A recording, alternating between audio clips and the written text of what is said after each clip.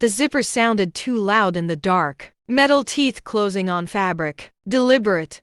Controlled. Like she'd practiced this exit in her head, long before the sun considered rising. I stood in the hallway, barefoot on cold tile, watching her reflection in the bedroom mirror. She didn't turn around. She didn't need to. "I can't breathe here anymore," she said quietly, folding a sweater that still smelled like my detergent. "It's my life. I can leave anytime." The words weren't sharp. That was what made them dangerous. They were rehearsed, final. I nodded. Once, I walked past her, opened the drawer by the door, and placed the house keys in her open palm. The metal clicked softly, louder than the zipper, louder than my pulse. "Your choice," I said. She blinked, confused by the lack of resistance, by the absence of begging. Freedom always expects friction. She left before dawn. I watched the door close, and something inside me finally went quiet. The house felt larger without her noise filling it. No humming, no pacing, no half-truths drifting through the rooms like perfume meant to distract. By noon,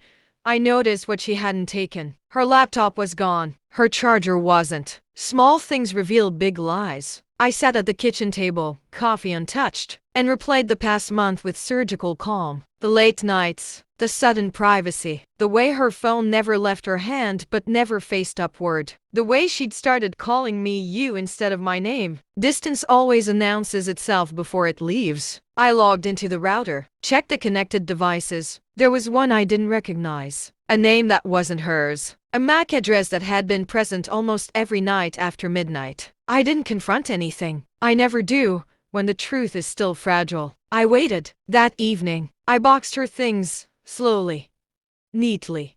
I labeled each box like an archivist preserving evidence, clothes, shoes, books she never finished. I removed her profile from the streaming services, changed the Wi-Fi password, logged out of the shared cloud. By midnight, the house was mine again. Clean, silent, honest. She texted 3 days later. "Can we talk?" I didn't respond. Instead, I pulled phone records from our shared account, cross-referenced numbers. One repeated itself. Long calls, late hours, always when she said she was clearing her head. I ran the number. Married, 2 kids, works nights. Of course, I didn't feel anger. Not yet. Anger wastes energy. I felt something colder precision. I mapped timelines, compared her absences with his availability. Patterns emerged. They always do when people believe secrecy is a shield. I visited the gym she'd suddenly joined. She'd never been there. I checked the cafe she claimed was her refuge. The barista didn't know her. Lies don't multiply. They collapse inward. A week passed. Then she came back. She stood on the porch, with a suitcase and a rehearsed smile that didn't reach her eyes. The key didn't work. She tried twice, then knocked. I opened the door just enough to see her confusion settle into something closer to fear. "Why isn't the Wi-Fi working?" she asked,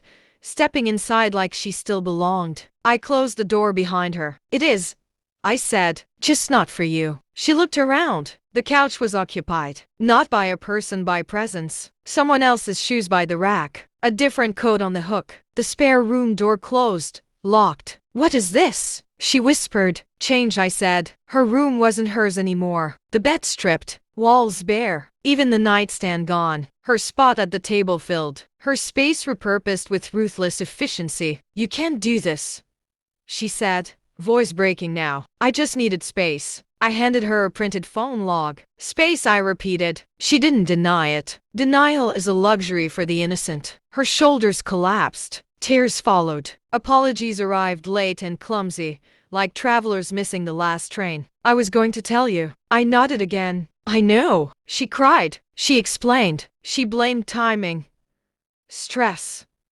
me, herself.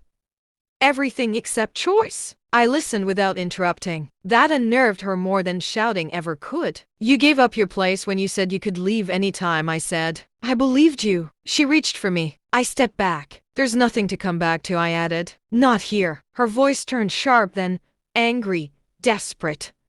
She accused me of cruelty, of replacing her, of moving on too fast. I smiled, just slightly. "I didn't replace you," I said. "I removed you." Silence settled like dust. She left with her suitcase, again, this time without ceremony, without keys, without access, without leverage. I locked the door and didn't look through the window. Later, alone, I sat in the quiet she'd always feared. I felt no triumph, no sorrow, only clarity. People confuse freedom with consequence-free movement. They believe doors remain open simply because they once walked through them. They forget doors also close. I changed the locks that night and slept better than I had in months. Some losses aren't tragedies, they're corrections.